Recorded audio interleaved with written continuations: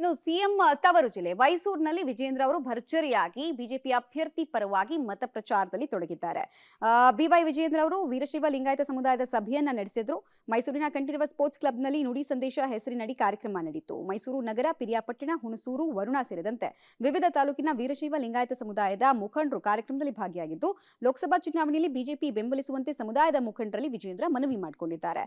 ಇನ್ನು ಸಭೆಯಲ್ಲಿ ವೀರಶೈವ ಲಿಂಗಾಯತ ಮಹಾಸಭಾದ ಜಿಲ್ಲಾಧ್ಯಕ್ಷ ಶಿವಮೂರ್ತಿ, ಮಹಿಳಾ ಘಟಕದ ಅಧ್ಯಕ್ಷೆ ಸುನಂದ ಪಾಲನೇತ್ರ, ಮೈಸೂರು ನಗರ ಘಟಕದ ಅಧ್ಯಕ್ಷ ಮಾರಬಳ್ಳಿ ಚಂದ್ರಶೇಖರ್ ಸೇರಿದಂತೆ ಲಿಂಗಾಯತ ಸಮುದಾಯದ ಪ್ರಮುಖರು ಭಾಗಿಯಾದರು.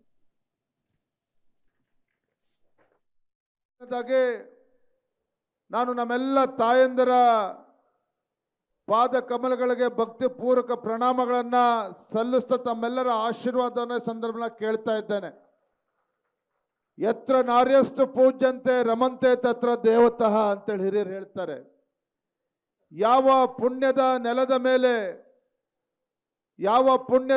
ಮೇಲೆ ತಾಯಂದರನ್ನ ಪ್ರೀತಿ ಮಾಡ್ತಾರೋ, ಶ್ರದ್ಧೆಯಿಂದ ಕಾಣ್ತಾರೋ, ಅವರನ್ನ ಭಕ್ತಿಯಿಂದ ಕಾಣ್ತಾರೋ, ಆ ಭೂಮಿಯ ಮೇಲೆ ದೇವಾದಿ ದೇವತೆಗಳು ನಮ್ಮೆಲ್ಲರನ್ನು ಕೂಡ ಬಹಳ ಸಂತೋಷದಿಂದ ಹರಿಸ್ತಾರೆ ಅಂತೇಳಿ ಹಿರಿಯರು ಹೇಳ್ತಾರೆ.